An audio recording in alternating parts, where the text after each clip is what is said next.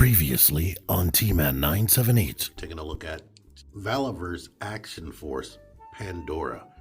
This is, I believe this might have been when they re-released her the first time. There was no changes, I don't believe. T-Man 978 Chill Review. Hello everyone, T-Man 978. Not too long ago I went to Target and I found Transformers Legacy United Deluxe Class Robots in Disguise 2001 Universe Sideburn. So instead of just doing a review for this figure right here, since I already previously did this mold with Shadow Tracker from the Cyberverse universe, I figured I'd pull out my original Transformers Robots in Disguise Sideburn. Warning up front, no transformations in this video, but let's celebrate this Transformers 40th anniversary with this chill comparison review. First off, let's look at Sideburn, the original Sideburn. Transformers Robots in Disguise 2001. We gotta say that now since they used that name again. It was a monumental occasion because they went back to using real world vehicles to become Transformers after Beast Machines and Beast Wars. So that was really exciting, getting actual real life cars. Not even the fantasy stuff, because after the season 2 of the original Transformers, they went with more made up vehicles so they wouldn't have to do licensing and whatnot. The figures were bigger, and maybe more durable, but yeah, it's something about getting a realistic vehicle. Back here, and this is based on the Dodge Viper. I think when they originally released it in Japan, they just made them, but when they brought them to the United States didn't want no smoke, so they got everything licensed. But look at that. This paint right here on the flames, awesome. We got a big Autobot logo. I'm not sure if that was on the Japanese version. We have this exhaust pipe right there, which is actually a missile when you get to robot mode. But look at all that. Yeah, these doors can technically open if you want. Of course, there is no interior. So this is a precursor to stuff Takara Tomy decided to do later. When they made alternators and Masterpiece, they started incorporating things like opening doors, make the stuff be more realistic. But anyway, this has rubberized tires. They are still good after 20 years. Rolls nice. All the tires are pinned. The wheels are painted. Looks nice. His head will be under there, but yeah. Now let's get into what we got now. Right now they are going with that design philosophy of don't get licensing. Plus this is an absolute lazy retool. The problem is, instead of giving us completely original molds for characters, now they're doing this thing where they're designing a body for multiple characters, whether the character looks anything like what it's supposed to look like or not. Now in robot mode, when we get to robot mode, you'll see that it's super duper close and identical to what we'll get with this one. But this vehicle mode is definitely based on Shadow Striker from Transformers Cyberverse. So that's unfortunate. One thing that makes me even more disappointed, let's take this off, is the fact that, look at that, you barely see these flames. Look, these flames are in your face and beautiful. Sort of reminiscent to the Michael Bay Optimus Prime. These, it's like blink and you miss. Like for the top and the side. Back here, it's not a cohesive filled in vehicle. It's using clip-on wheels. At least they did paint them silver, and they painted the engine. But let's zoom back out so we can see the size difference as well. This was a $9.99 Deluxe in 2001. This is a $24.99 Deluxe now. So yeah, it's not as wide, not as long. Sometimes that doesn't matter because Transformers can use mass shifting and they can condense their body up, but in this case it's small in both modes, to be honest. It does have like some engineering as far as this plastic piece right here that all folds up inside of the body, and it's really big on the backpack, to be honest. But yeah, and this does technically we've seen this. We saw the weapon storage can really only store in there, or it can only store in that one spot unless you put it sideways here. So there's that. We're gonna get to the robot mode so I can get into that. I wanted to show this goofiness. Like, technically, truthfully, this thing could have been as tall as they wanted it to be. Because look at this, he's way taller than if you had the arms like this. If the head was up there, he would be a taller robot, but they wanted him to be smaller. So yeah, that condenses down. All right, here's where I get to say more positive things about this one. And I don't know, it does have one major negative that just takes away from the fun just completely. But as you can see, this one has like bright freaking white plastic because it's brand new. Actually, the thighs are painted. I believe everything else should be white plastic. This one used to be white once upon a time, but it's 20 plus years old, so it yellowed a little bit. So they did paint the outside of his thighs, so that's still white. But yeah, so you can see they did get inspiration from this guy when they made this one. It definitely looks more like Sideburn in this mode. Like, this shield being right here is optional. You could put it on the back. This shield is, I believe it's connected by a ball joint, but it's more permanent. And we got this going on back here. And that going on. Just letting you see. You can see they tried to make the guns similar. Like, this is the rear of the car. So I'll put that on there. And it still does have a port if you wanted to put blast effects. Whereas this is the rear of the car, but we have that tailpipe going through there. And it definitely looks more like the rear of a car because it has transparent parts.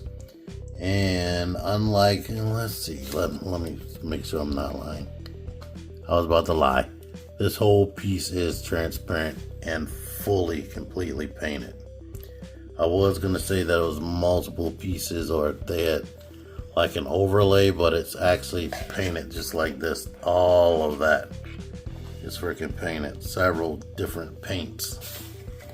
So they spared no expense when it comes to the paint on this one. But engineering wise, this one has some better things like pin joints and wrist rotation and whatnot. But I believe their necks are completely the same, whereas a ball joint in there. Let's just take a close look at this one. The coolest thing about this one is this face sculpt. They went all out for the face sculpt. The face is like, it actually is screwed and it has multiple layers of plastic. It's at least 3 pieces of plastic because they have actual transparencies in there. Let's zoom more in. Like, he was definitely an asymmetrical robot as you see from his original body. But Here's this detail right here. And all that detail, the back of the legs, bottom of the feet. This, you can store the gun under here or use that as a stand port, because he doesn't have one on his backside like they normally would have. But my main gripe with this figure is you see the proportions. His shoulders start well behind the head. That is unfortunate. I do not like it. It does not look right, and it just takes away from the whole experience for me. But you see they have this Autobot logo where the original would have it. And let's let you see this where it can come off, and I'm gonna attempt to port this back here. It's difficult because it's on these two hinges. No, I'm not gonna murder myself. It stays right here. It's gonna stay right here anyway. This is all transparent plastic painted, by the way, which is unfortunate on my Shadow Striker, because this thing that keeps it clipped in is kind of cracked on that one, so I can't get it to stay on this clip, which is unfortunate. Anywho, before we get into articulation, let's look at OG Sideburn up close. Hasbro, starting with Transformers Animated, they got way better with face sculpts. I mean, this is what it looked like, and the cartoon was copying off of this design. This is actually seeming like it's actually two pieces. It's not screwed. He has hollowness.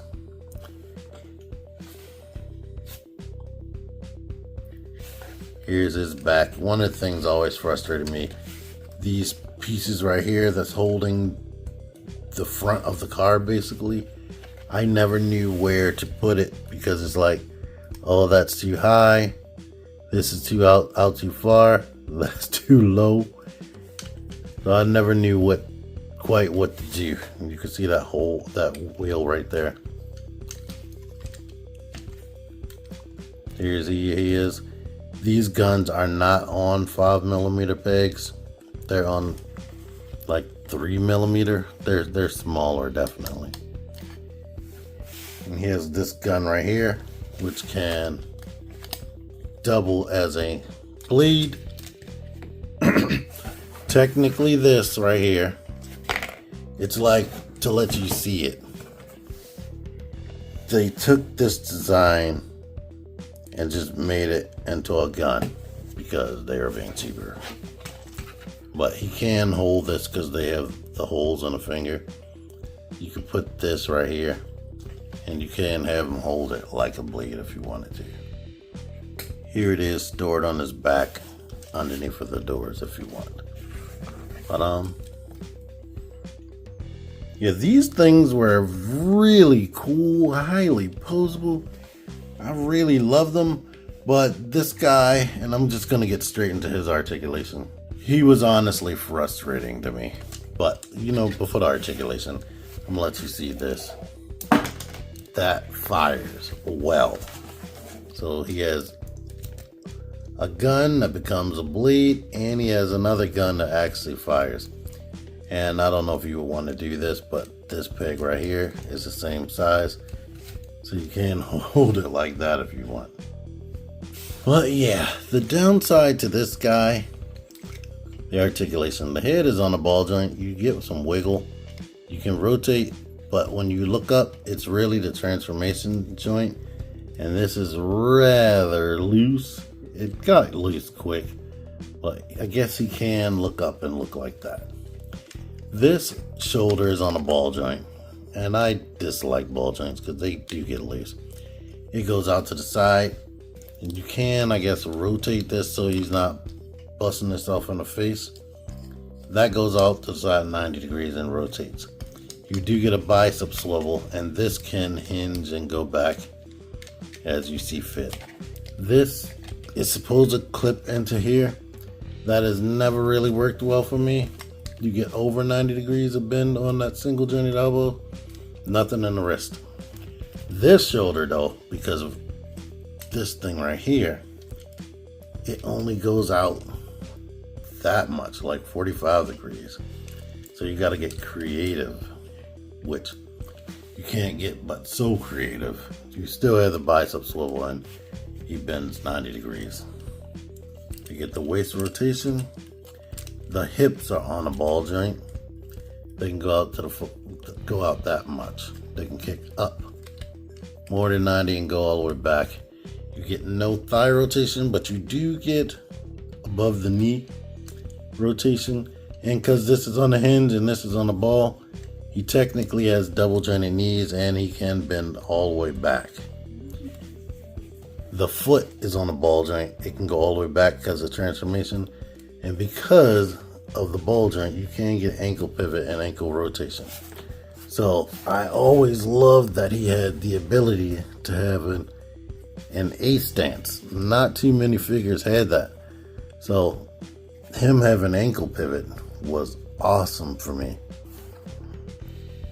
But the negatives is that shoulder articulation. All of this freaking kibble. This thing is a nuisance. It's just like a car exploded and it jumped onto a robot. That was the frustration with him.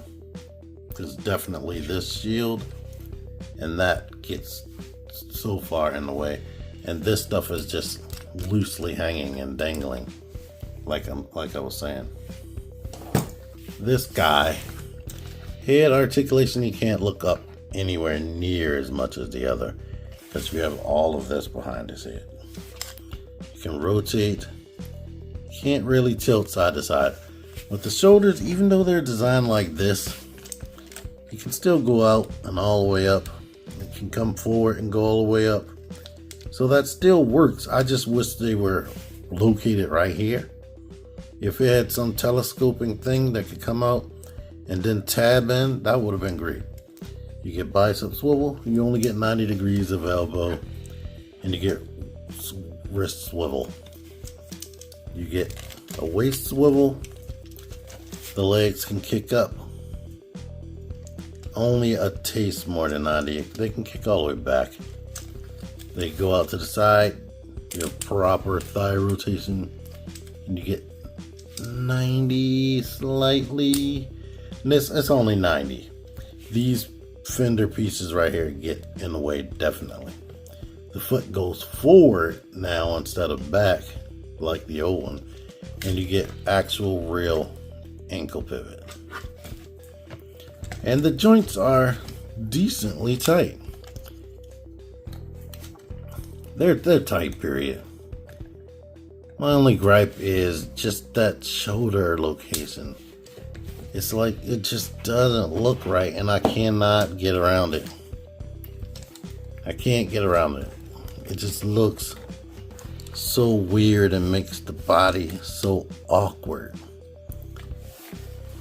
Like personally, if you had if you still have this, I can't even suggest getting this, to be honest with you. Unless you just want a modern version of Sideburn, because that just makes you mentally feel better. But if you have one of these in good condition, which I have, besides them yellowing, it is definitely not worth it. The HasLab Fire Convoy, aka Optimus Prime or Omega Prime, it looks so much like the original that it's not very stylized at all. This is stylized. Like, this would honestly look better with that, to me, in my opinion.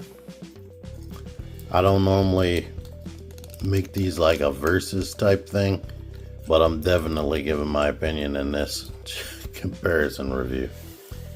But yeah, I think I went over everything with them as far as that robot mode and that vehicle mode, and I have rambled and rambled. So I believe that's all I need to talk about. But anywho, Thank you for watching this. I will probably do a separate transformation video for this one. This guy, you can watch my Shadow Striker review and see the transformation there. But I do a thing called T-Man 978's How To, where I transform robots to their vehicle mode and back in the same video. Basically, if the transformation is too complex for a regular review, I do a separate video. And this is kind of involved. And I know people would want, it would really be helpful if people had slow step-by-steps, because I have trouble and I've been transforming this thing for years. Anywho, thank you for watching this. Until next time, T-Man 978 out of here. Figure action. That one's me. Join the Syndicate Toy Hunters Facebook group. Link in the description. Click the videos. Click the fucking videos, baby. Click the videos. You should really click these videos. Click the videos. Click those fucking videos, baby. Click the videos. You really should click those videos. Click that shit.